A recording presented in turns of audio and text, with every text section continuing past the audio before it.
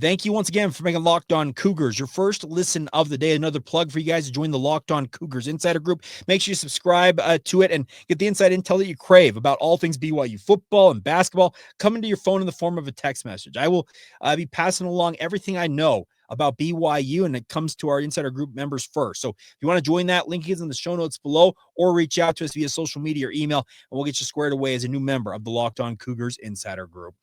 All right, so BYU basketball is now 3-1 on the season, and we'll see the new rankings when they come out today. You'll probably see maybe a spot or two drop for BYU from number 7 to maybe 8 or 9, but they battled against the number 3 team against UConn. And rewatching this game, I'm telling you, the first half to second half disparity, and quite honestly, the final 10 minutes or so for BYU, it was absolutely remarkable how they transformed in an instant, it felt like, in that game.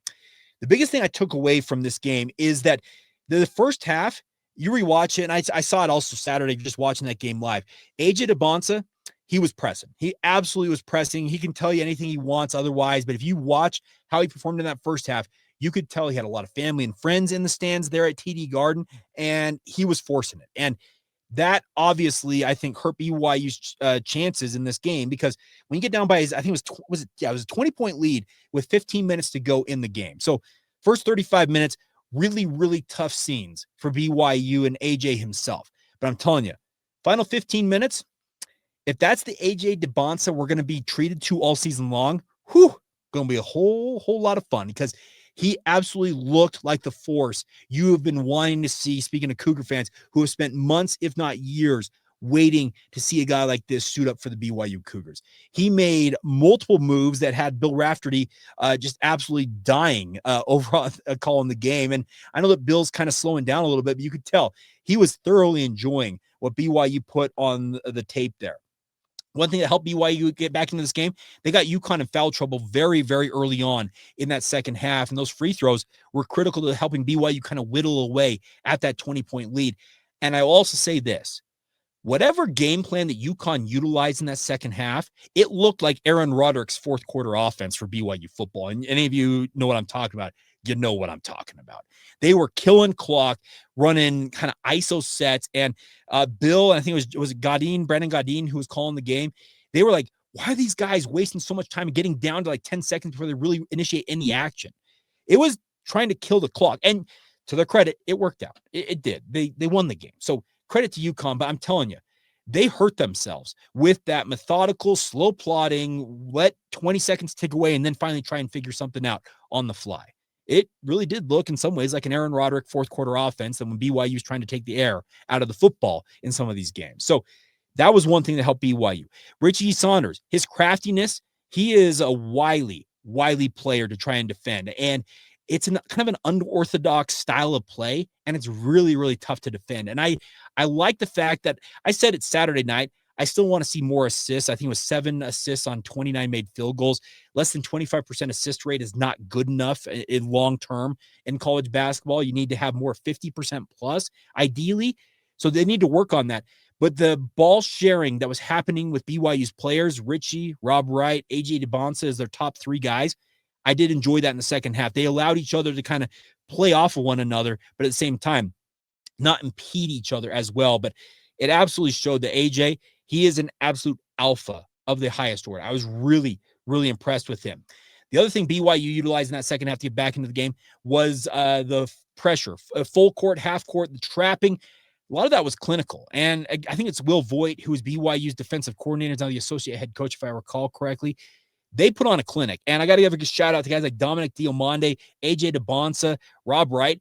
That takes effort. When you're pressing teams, any of you who have played basketball at any level, and I don't proclaim to be an expert on basketball, I will never be that, but any of you who have played basketball at any level and tried to press teams, it takes a lot out of it. It takes a whole lot of energy you have to expend on that end of the court, and it helped BYU get back into this game because it forced UConn with some overthrows, some out-of-bounds plays, and it was really good to see them show that they're capable of forcing the action like that. And then I guess the final thing that I'll add is that BYU had a chance. I think it was 10 seconds to go. And Rob Wright, he went with a between the legs move that he's probably done 1,000 times in his basketball playing days to this point in his life, and just got caught underneath him. And that turnover, it did BYU's chances of pulling off the comeback in. And it's unfortunate because it was actually an action. If you rewatch the play, it looked like he was going to kind of drive and kick. And the way BYU was shooting in that final stanza, who's going to say that ball wouldn't have gone down? It's just ifs and buts for candy and nuts. We'd all have a Merry Christmas. I get that.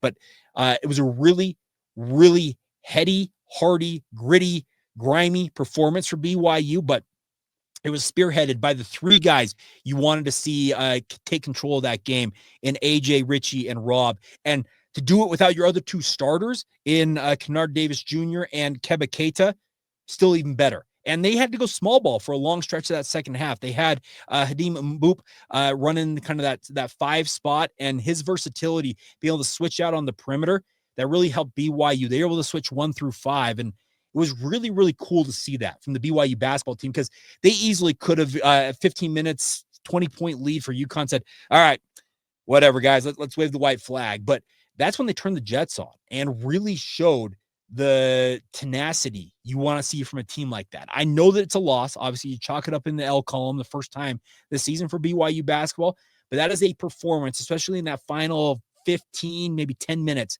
that they'll be able to think back on and say, okay, we made it about as tight as you possibly can make it, grinding our way back from 20 points down and nearly had a chance to win it against UConn.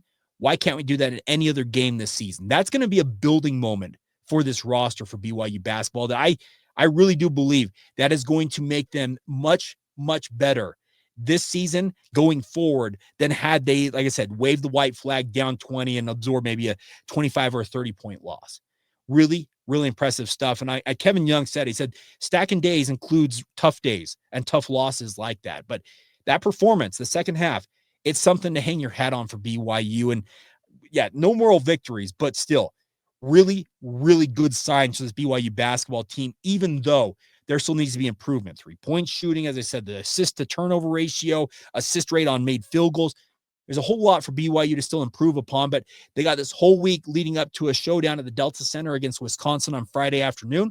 And I'm sure they'll be working on a lot of those things. But as I mentioned, really, really heady, impressive stuff from BYU to grind their way back into that game and make UConn sweat. You could tell that UConn was melting down a little bit there in that game. That's a big credit to the Cougars for making them do that very thing that they endeavored to do. And that really is a nice sign for the Cougars along the path here. So, all right, that's going to do it for today's edition of the show, Film Review Monday.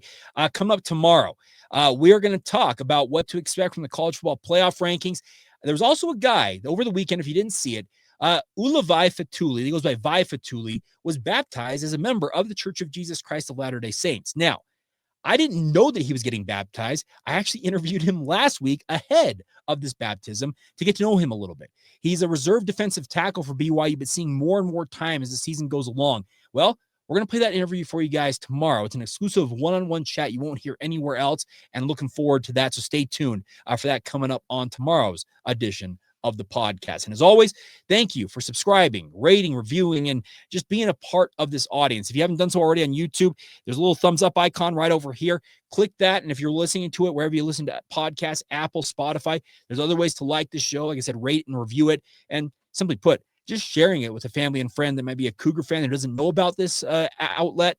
Hey, that in and of itself is much appreciated. But as always, thank you for making Locked On Cougars your first listen today. And we'll catch you guys again tomorrow as an everydayer right here on the Locked On Cougars podcast.